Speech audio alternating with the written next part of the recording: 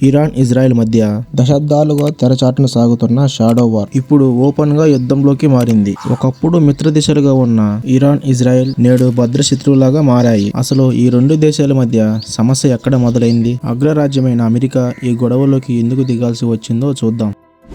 రెండో ప్రపంచ యుద్ధానికి ముందు 1979 వరకు ఇరాన్ ఇజ్రాయెల్ మధ్య స్నేహబంధాలు ఉండేవి. కానీ ఇరాన్లో జరిగిన ఇస్లామిక్ విప్లవం సమీకరణాలను మార్చేసింది.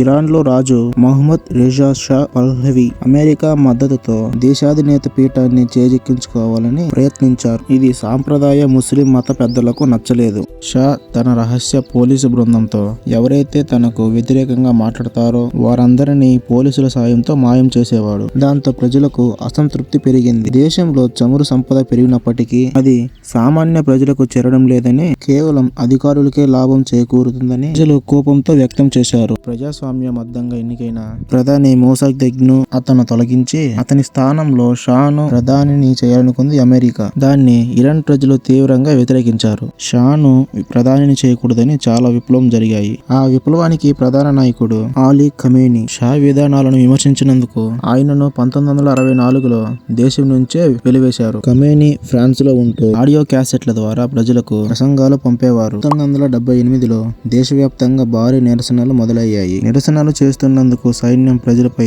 కాల్పులు జరిపినా ఉద్యమం ఆగలేదు. దేశ ప్రజలందరూ ఎదురు తిరగడంతో చేసేది ఇంకేమీ లేక 1979 జనవరిలో షా పహ్లవి దేశం విడిచి పారిపోయారు. తర్వాత ఖమేనీ ఇరాన్కు చేరడం ఇరాన్ అధికారికంగా ఇస్లామిక్ రిపబ్లిక్ గా మారింది. అసలు కథ ఇప్పుడే మొదలైంది. విప్లవం తర్వాత దేశంలో ప్రజాస్వామ్యం ఉన్నప్పటికీ సుప్రీం లీడర్ చేతిలోనే తుది నిర్ణయం అధికారం ఉండేలా రాజ్యాంగం మారింది. 1979 నవంబర్లో టెహ్రాన్లోని అమెరికా రాయబార కార్యాలయంపై నిరసన దాడి జరిగింది. దాడి చేయటమే కాకుండా 52 మంది పెద్దలను చాలా రోజుల పాటు బందీలుగా ఉంచుకున్నారు. ఇంకా అప్పటి నుంచి అమెరికా ఇరాన్ల బంధాలు తెగిపోయాయి. ముస్లిం పవిత్ర స్థలమైన అల్ అక్సా మసీదు ఉన్న జెరూసలేంను ఇజ్రాయెల్ ఆక్రమించిందని, దాన్ని విడిపించడమే తమ లక్ష్యమని అప్పుడు ఖమేనీ చెప్పాడు. అప్పుడు ఖమేనీ ఇజ్రాయెల్ దేశం ఒక అక్రమ దేశమని అన్నాడు. దాంతో ఇరు దేశాల మధ్య సంబంధాలు తెగిపోయాయి. అప్పుడే వాటి మధ్య ఒక భయం పుట్టుకొచ్చింది. అదే అణుబాంబు భయం. ఇరాన్ అణ్వాయుధాలను తయారు చేస్తుందని ఇజ్రాయెల్ బలంగా నమ్మేది.